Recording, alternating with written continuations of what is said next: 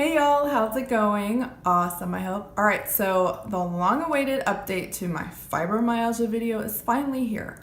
I'm wearing my glasses because I need them to be able to read my questions. Actually, I'll probably take them off. Let's see if I can see. Yes, I can. My handwriting is big enough. That is good news. All right, so the first question I had was, do I have sleep disturbances? So yes, I do. I do not sleep well. If I do sleep well, it's almost like a shock and I'm almost like more tired. It's really weird. So people with fibromyalgia and other sleep disorders tend to not get, I think it's REM sleep or stage 4 or something like that. I don't remember the exact stage that we miss out on, but that's what happens. So we don't sleep well, like ever. Sometimes like I will, like if I'm in a hotel, strangely enough, I will sleep better there, and I don't know why. And it's not all hotels, it's typically it's Marriott's. I don't know if it's just their beds are like really good or what it is, but yes, I definitely do not sleep very well. How did it start? So Fibro started for me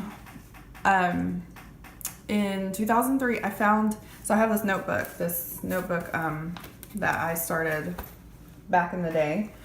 And so I actually found notes in here saying that I was diagnosed in June of 2003, which is, it makes sense that I would have forgotten that because I really thought it was 2004.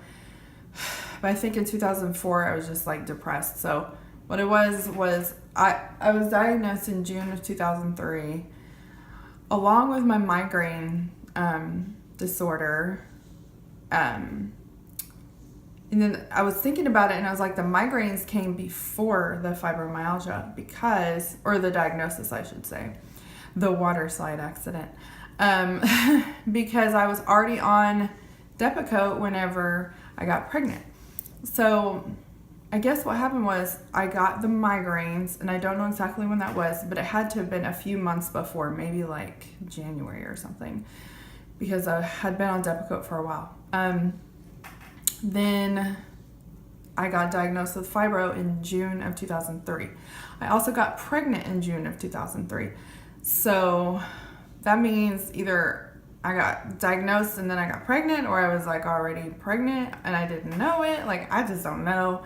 It is such a blur for me that time. It just, so much happened to me. It was crazy. So, and also I want to apologize about the lighting. My lighting is the sun. So there are clouds moving back and forth in front of it. So hopefully it won't be too awful and my camera won't do that in and out focusing. Yeah, I got diagnosed after my water slide accident. I've always had like little problems before that, which I talked about in my old video. But, you know, I went to the ER for what was terrible leg pain, which ended up being actually coming from my back. And then I got diagnosed with fibromyalgia at that point, which I was like, I don't even know what you're talking about, lady. Like, you know, I had a water slide accident. Like, I don't know. Anyway, so that's how I was diagnosed. And what she did was she did the tender points test on me, which I didn't know that's what she was doing when she did it, because I was in the hospital from being in the ER, so they were just doing all the testing. So she did the tender point test on me, and you know, was feeling my back, and she was like, yeah, you have fibromyalgia. I'm like, huh? So she was very good. She was very good. God rest her soul. She passed away a long time ago. So hopefully she's in heaven. Did I always have tender points? So not that I know of. I think the tender points came out after, like when I was being diagnosed, so after the water slide accident. What medicines was I on? I was not put on any medicine for fibromyalgia. They didn't. So back in 2003, they only had one medicine, and it was called Lyrica. And I don't know if it's brand new, but it was definitely brand new for fibro at the time, and they just didn't feel comfortable putting me on it because they just didn't know the side effects. I know other people who were on it and had horrific side effects. So I was like, No. And also, it was like I would have to choose between Depakote and Lyrica because they couldn't be given together, which is what they told me back then. So I couldn't take Lyrica. So I kind of had to like figure out what to do on my own with my doctor. You know, he was just like, you know, you need to exercise. Like, they really didn't know a lot about fibro, honestly, back in 2003. And it's been around since like the 50s, I think, or maybe the 40s. I know it's been around a really long time. They just didn't know what it was. They didn't know what to call it. Like, all these different names. So, yeah, that I did not take any meds. I never have. My phone is now on airplane mode, so I won't be interrupted. Okay, so how was your diagnosis confirmed?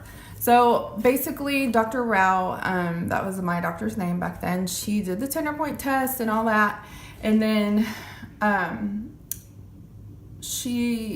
don't remember her particularly doing any more testing.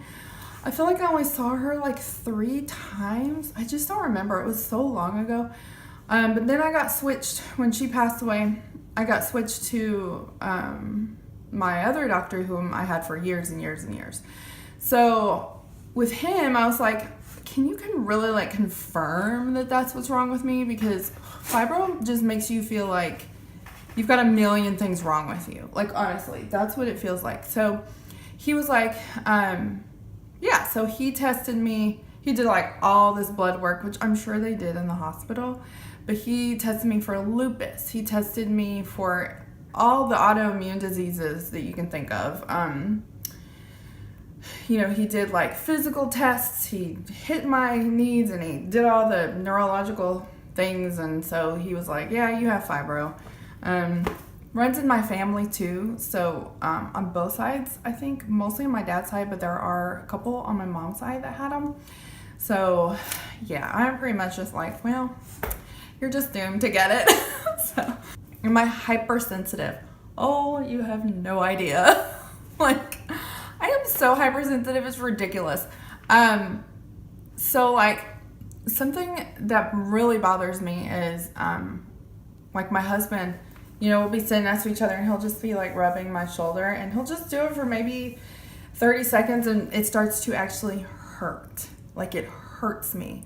So he, you know, we've learned over the years I just like do that to him, or just like put my hand wherever his hand is, just like stop it. So I don't even have to say anything anymore. He knows. So if my dog's in the background, she's making noises. Lucky. Anyway, yeah, I'm hypersensitive.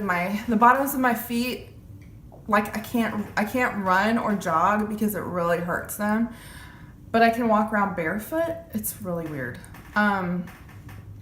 What else? It's mostly my skin, I feel like. And then I can't sit for long periods of time because I'll start to get hip and back pain. It is not the back pain from my back injury. It's like burning sensation in my hips and back. So I don't sit. I tried doing a job last year where I was sitting for 8 hours a day, except for lunch, which I actually sat at lunch too.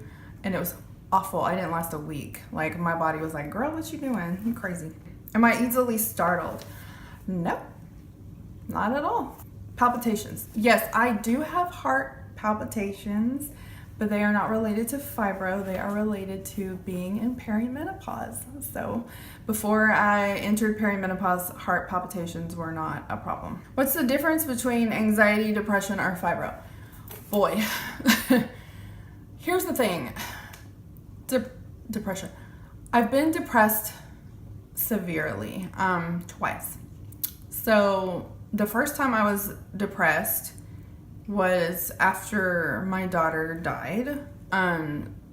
I, like, you know, you feel like you can't go on. You feel like you want to die.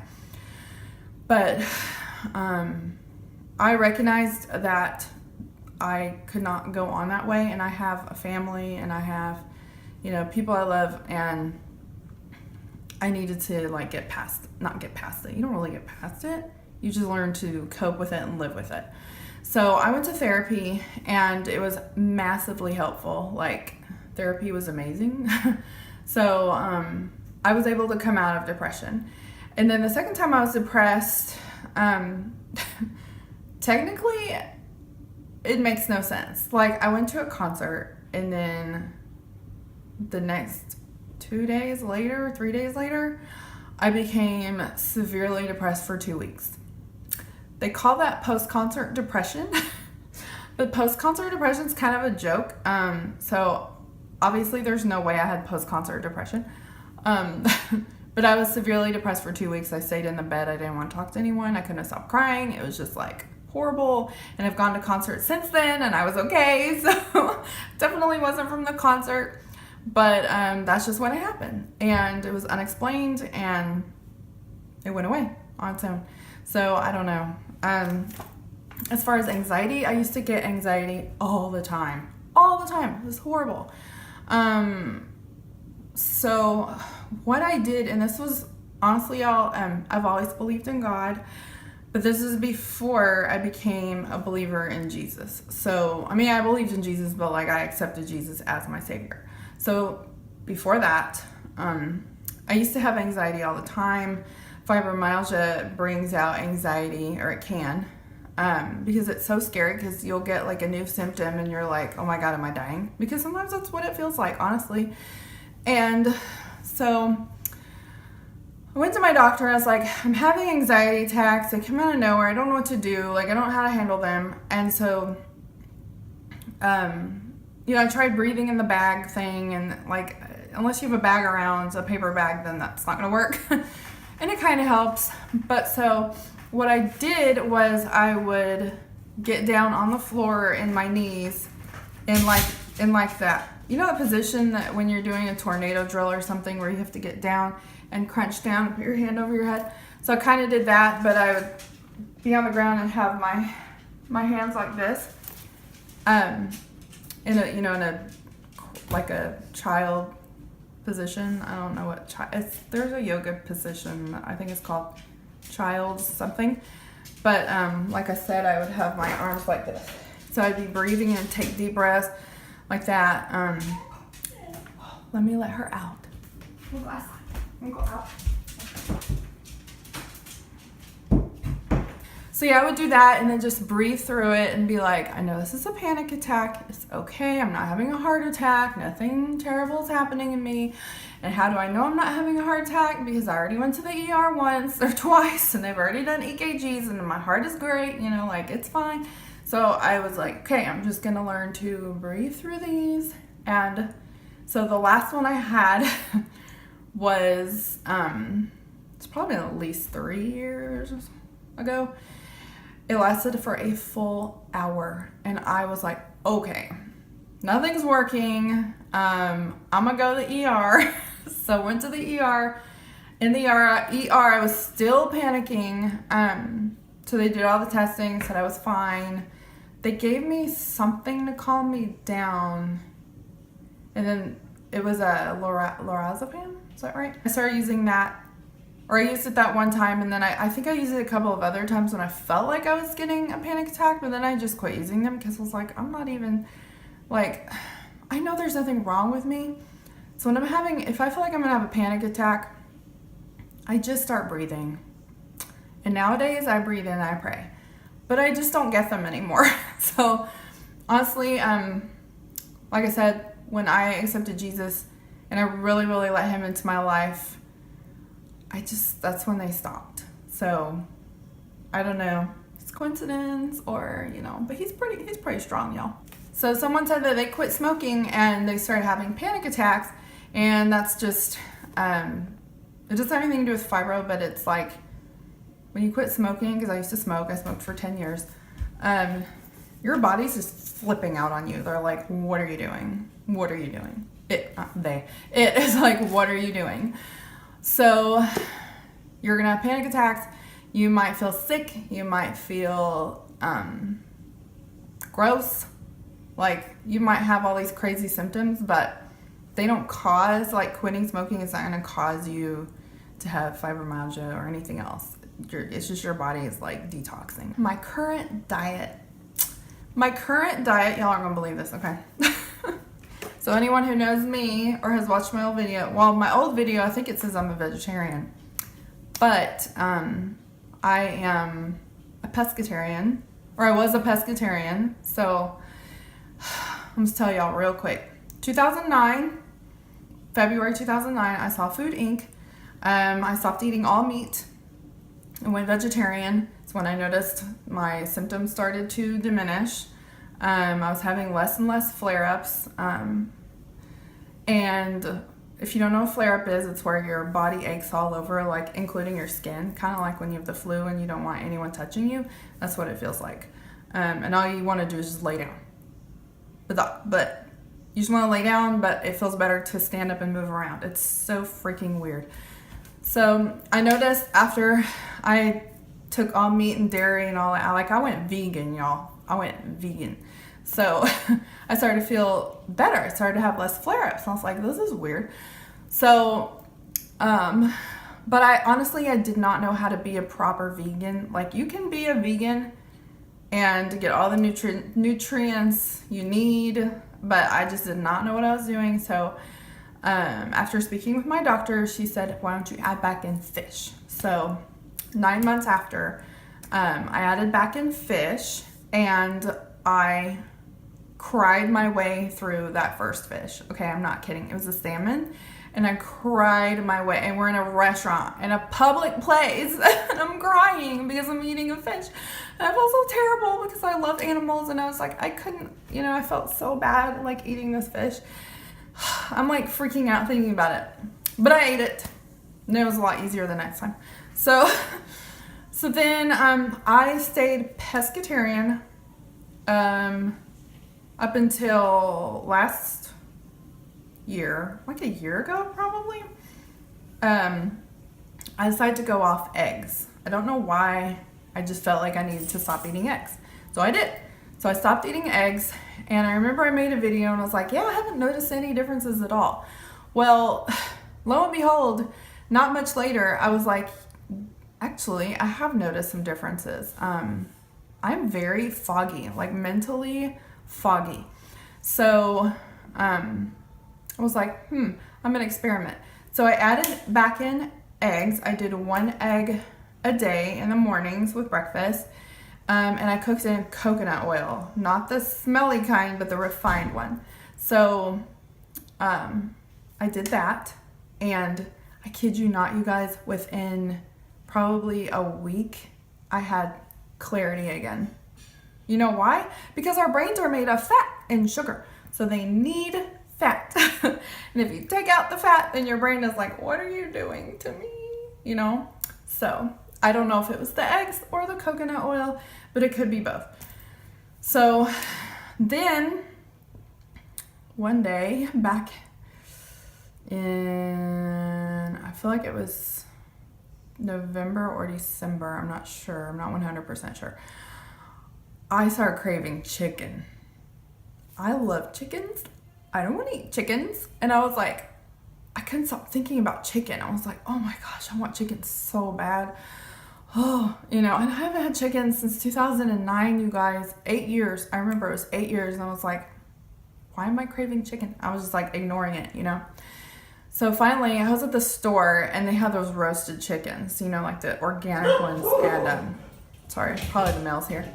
So I was like, I want to get this chicken. So I got the chicken, and I went home, and I was just like, is this gonna be weird? And so I took a bite, and I was like, oh, it's so good, you guys. It was so good. It was like the best chicken I ever had. So I started pondering, okay, why am I craving chicken? And honestly, I think our bodies tell us what we need. Listen to your body. And I'm not talking about sugar, because it's a lie. So unless you're medically supposed to be eating sugar, don't listen to me. But just saying, like, just regular people wanting their sugar, just no. So anyways, I think our bodies tell us what we need. And honestly, I've been in perimenopause now for probably 2 years. I'd say about 2 years. And I think our bodies and our hormones are like, okay, you need this certain thing, and you're going to crave it for a reason. So I eat chicken now. I eat fish and chicken. So I guess I'm on a Mediterranean diet now, if you want to call it that. So I think I'm gonna do a separate video on food because that could take forever, you guys.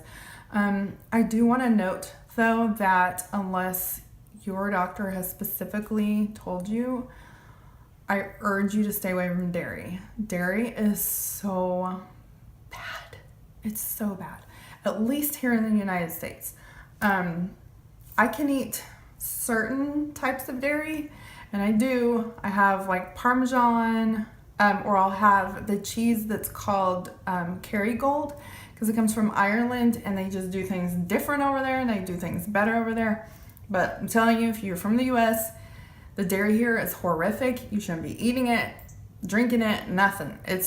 I don't care if it says no hormones, no RABST, whatever. If you can find a farm here that hasn't been tainted by, horrible things that they do in dairy farming, then good for you, but I haven't found one, and so I just try not to do dairy. Dairy gives me flare-ups. It makes me feel awful. It's just not good. So, but yeah, I think if y'all want, I'll do a separate video on diet, and I think that's it. I've got so much I could say about fibro.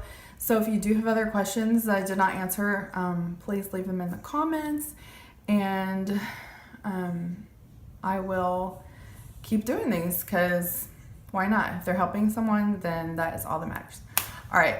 Thanks for watching. Don't forget to subscribe and hit the bell, because just because you subscribe does not mean you will see my videos, because that's how YouTube is now. So hit the bell. All right.